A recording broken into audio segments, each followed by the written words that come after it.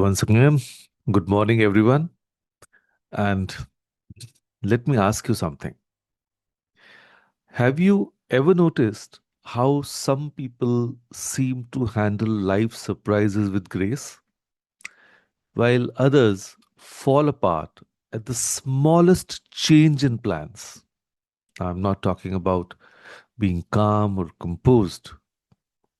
I'm talking about something deeper, something that determines whether you see obstacles as dead ends or detours. Think about the last time something didn't go your way, a plan that fell through, a person who disappointed you, a situation that turned out completely different from what you expected. So, how did you respond in such a situation? So, today we are going to explore strengthening mental flexibility, the one skill that might just change how you experience everything. So, here's what mental rigidity looks like in real life. See, you plan the perfect Sunday, meal prep, grocery shopping, maybe that Netflix show you've been wanting to watch. And then your mother in law calls.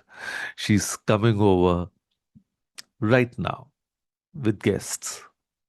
The rigid mind says, my whole day is ruined. Why does this always happen to me? Can't I have one peaceful Sunday? And the entire day becomes about what you lost, not what you could create. For the many here, you had a career path mapped out. You will be manager by 35, senior manager by 40, and then the company restructures. Your position is eliminated. The rigid mind panics. This wasn't the plan. I failed. What will people think? You freeze, unable to see that this might be the push you needed towards something better. And for younger friends, you study engineering because it's safe, even though your heart wants design. Rigid thinking says, I can't change now. I've already invested 2 years. What will my parents say? But here's the truth: stubborn thinking creates stress, and stress comes not from change itself, but from a resistance to it. You know the metaphor? A rigid tree snaps in storms, a flexible one survives. So, mental flexibility isn't about having no opinions or becoming a pushover. It's not about saying yes to everything or abandoning your values. Mental flexibility is adapting your thoughts, not resisting reality. It's the difference between this should not be happening and this is happening. What can I do with it? Let me tell you about Priya. She's a school teacher, 38, mother of two. For years, she believed there was only one right way to be a good mother: home cooked meals, attending every school event, being there when kids come home. And then her husband's business struggled, and she had to take on extra tuition classes in the evenings. The rigid version of Priya would have drowned in guilt. I'm failing my children. A good mother is always there. But Priya practiced mental flexibility. She asked herself, what else could be true? Could there be other ways to be a good mother? She started teaching her kids to cook simple meals. They bonded over making sandwiches. She couldn't attend every event, but she made the ones who attended count. Or she realized her children were learning resilience, independence, seeing their mother as a whole person, not just as a service provider. So, mental flexibility allowed creativity where rigidity would have created only suffering. So, mental flexibility shows up in the smallest moments. Your teenage daughter wants to cut her hair short. Your rigid mind says, oh, girls should have long hair. What will relatives say? But your flexible mind says, or in fact, it asks, why does this bother me so much? Is it really about hair or about control? What if I let her make this choice? Or let's say your domestic help doesn't show up. The rigid mind, the whole day is ruined. I can't function without help. But the flexible mind, okay, what's actually essential today? Can I order it? Can the cleaning wait? Can I ask for help? Or let's say your boss gives feedback on your project. A rigid mind would say, they hate my work. I'm terrible at my job. But the flexible mind, interesting.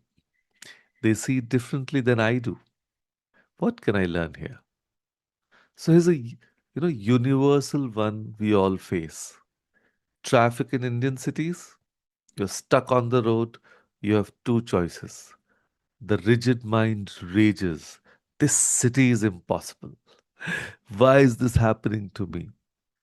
Your blood pressure rises, your mood soars, and you arrive at your destination already exhausted.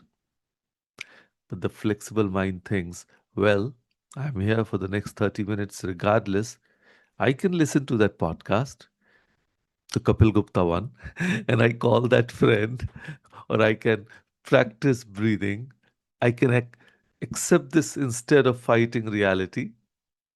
See, flexibility allows innovation and problem solving, and rigidity only allows suffering. And here's what's fascinating: the most successful people aren't the ones with perfect plans.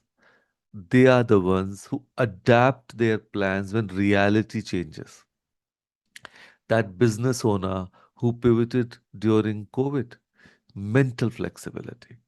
That woman who started her career at 45 after raising kids, again, mental flexibility. That father who learned that his son's different learning style wasn't a problem, but a different kind of intelligence, mental flexibility again. So, being open to new perspectives doesn't make you weak, it makes you anti fragile. So, you know what? The opposite of flexible isn't strong, it's brittle. Brittle things break, flexible things bounce back. And here's the beautiful part: mental flexibility is a muscle. You can strengthen it. Every single day gives you opportunities to practice. So let's make this practical. And here's your exercise. And I want you to commit to it for today. Do one thing differently today. Just one. Take a different route home. I know you've been going the same way for 5 years, but today, try a different route. Notice what you see. What buildings exist that you never knew were there? Or order a different dish at lunch. You always get the same thing. Today, try something new. Just notice the flavors, notice your resistance, and then your curiosity. Most importantly, in a conflict of frustration today, ask yourselves what else could be true. Your colleague was short with you. So instead of they are rude, ask what else could be true. Are they stressed? Did they get bad news? Am I being sensitive today? Your child isn't studying enough. So instead of they are lazy, ask what else could be true. Are they struggling? Do they need a different approach? Am I projecting my anxiety onto them? So, this one question, what else could be true, is the key to mental flexibility. And here's what I want you to remember: life will never go exactly according to plan. That's not a problem. That's the plan of the universe. The universe isn't asking you to control everything, it's asking you to dance with what shows up. Like I said, a rigid tree snaps and storms, and a flexible one survives. But here's what they don't tell you: the flexible trees doesn't just survive, it grows stronger. Every storm teaches it new ways to bend. Every wind makes its roots deeper. So your mental flexibility is the same. Every time you choose adaptation over resistance, every time you ask, what else could be true? So instead of insisting on your version of reality, you become stronger, wiser, more resilient. So today, right now, I want you to make a commitment, not to me, but to yourself. Choose one area of your life where you've been rigid. Maybe it's how your home should look, or maybe it's what success means to you, or maybe it's how people should behave, or maybe it's who you think you should be. And just for today, loosen your grip. Try a different perspective. Ask, what else could be true? Because the most beautiful discoveries in life happen not when we force our plans onto reality, but when we allow reality to reshape our understanding. So be like the tree that bends. You won't break, you will dance. And with that thought, thank you. Thank you, everyone, for showing up today.